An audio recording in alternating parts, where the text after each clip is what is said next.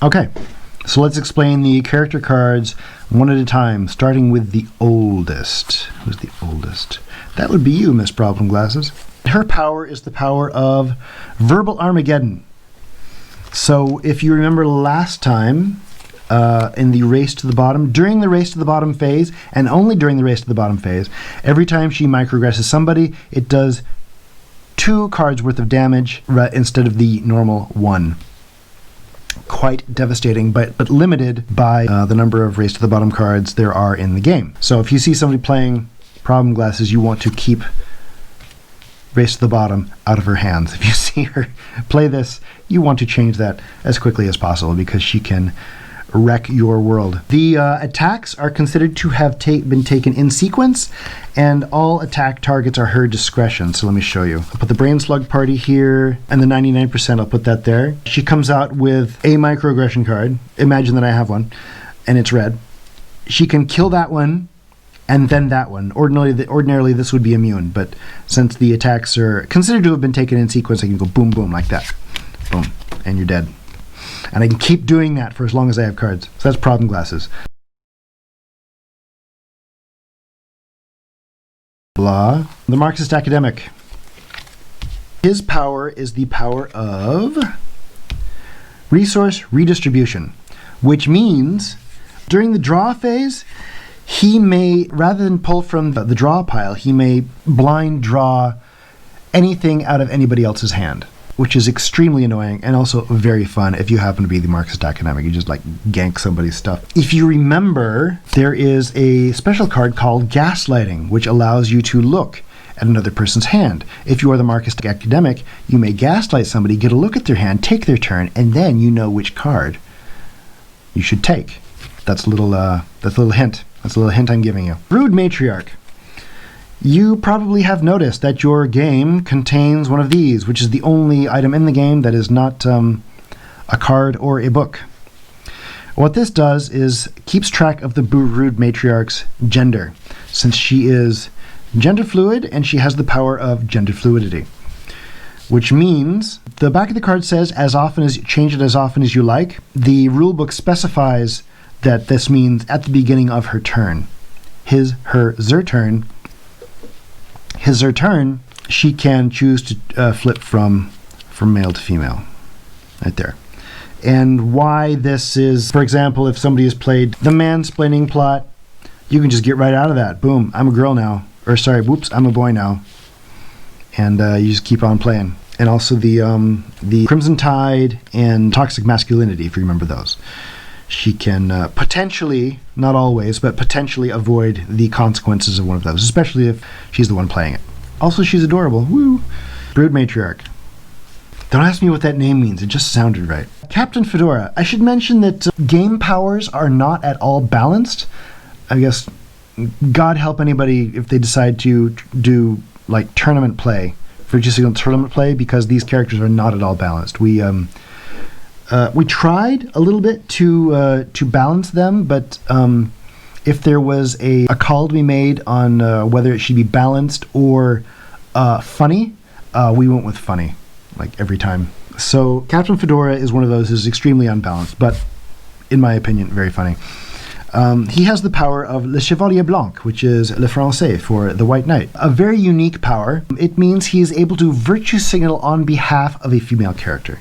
So I have a female character, like the lipstick lesbian right here, and she has a coalition, and she has had a microaggression played against her.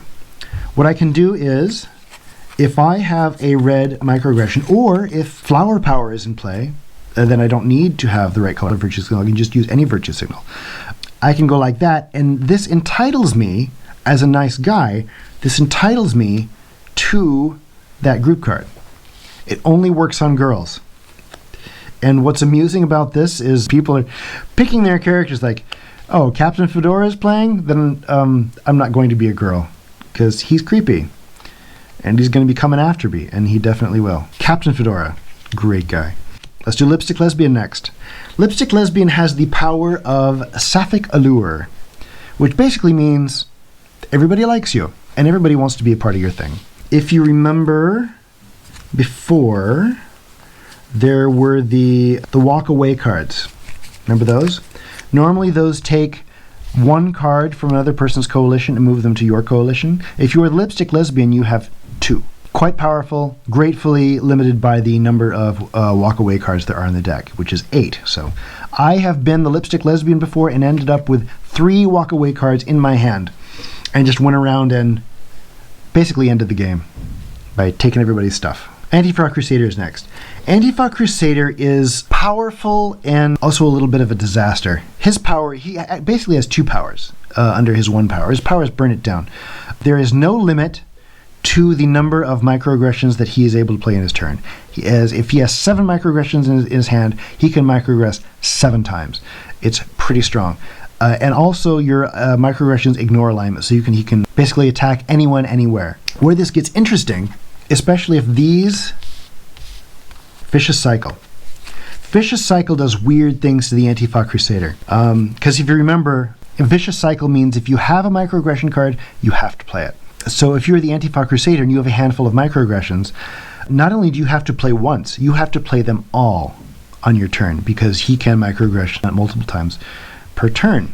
And if he runs out of people to attack, which may very well happen, then he must start destroying himself, which has happened to me on more than one occasion. He'll run out of people to get, it'll come around his turn, he'll have 3 more microaggressions in his hand, and he has to boom, boom, boom, use them on himself and destroy his own coalition. So powerful but unruly. Caveat emptor. The Trustafarian next. The Trustafarian has 2 powers. 1 power is the power of the Golden Liberty, and that means she is immune to job cards. The job cards do nothing to the Trustafarian. Of course not, right? She doesn't need to get a job. Everybody else has to work except for her. And the other power is the power of dumpster diving, which she can use once per game because it is very strong.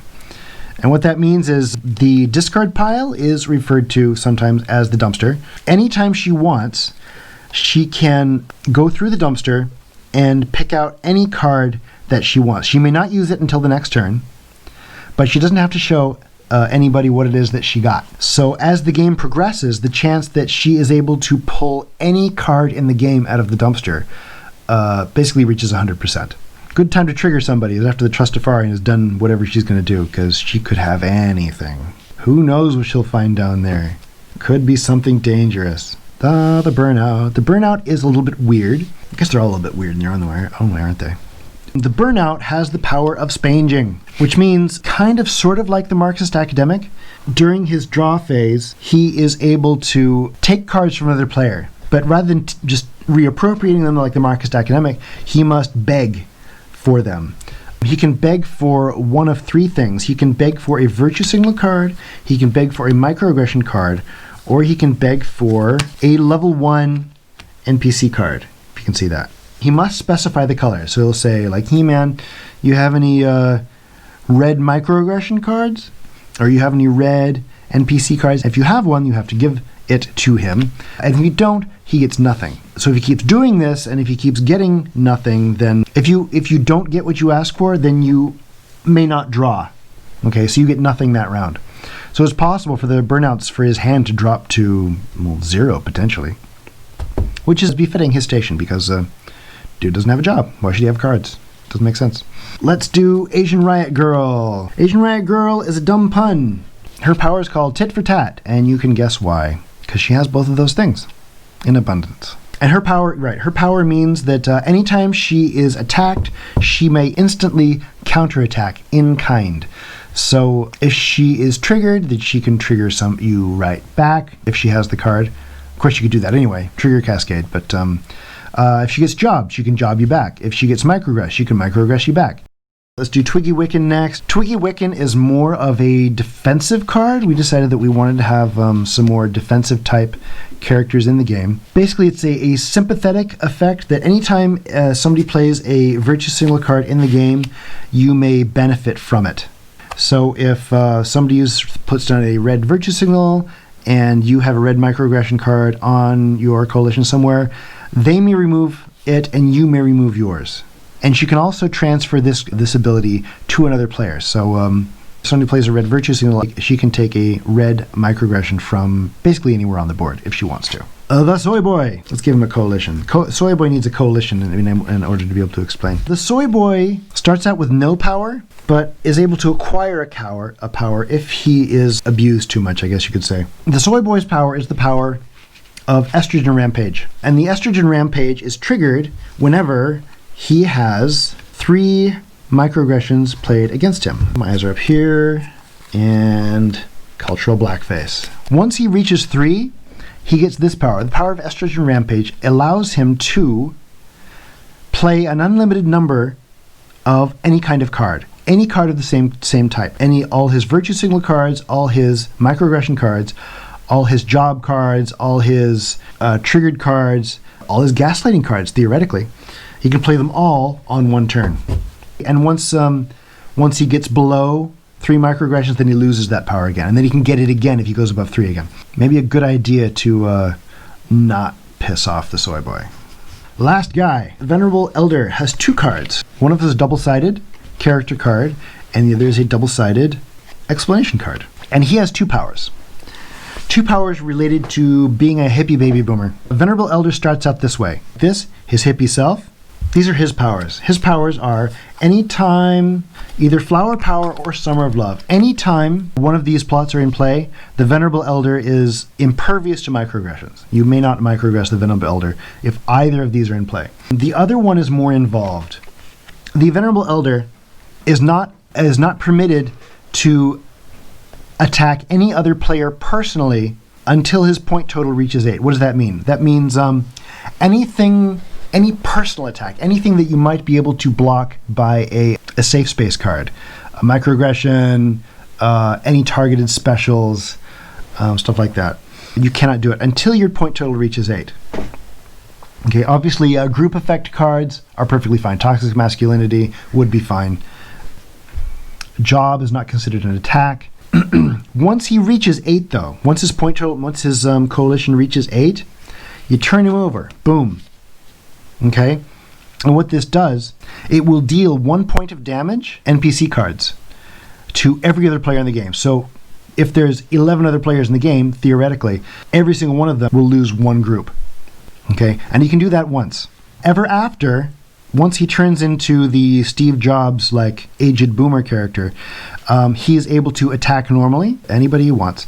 It's also worth noting that he does not revert back to his hippie self if his point total ever goes below 8. He's this guy until the end of the game. Also notice that his alignments change. It's 2 red and 2 yellow right here, and it's 3 red and 1 yellow. Now you may be wondering, if you have a yellow guy attached to the bottom here, when he turns over, will he lose those? The answer is yes, he will. Okay, so plan in advance. And that is the Venerable Elder card.